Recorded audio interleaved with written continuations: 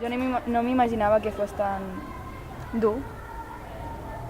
Que es un tema que la mayoría de las personas nada más conocen por encima, no profundizan y deberíamos profundizar para saber qué es lo que pasa en los otros países y saber las situaciones de las demás personas.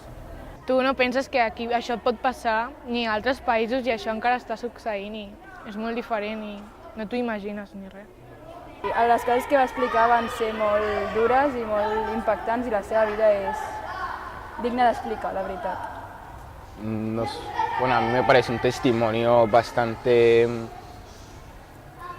interesante para mostrárselo a la gente y que se den cuenta de la situación y lo que pasa en otras personas fuera de España y de otros países, que no todo es como tan color de rosa, sino que hay gente que lo pasa muy mal y deberíamos hacer algo por esas personas.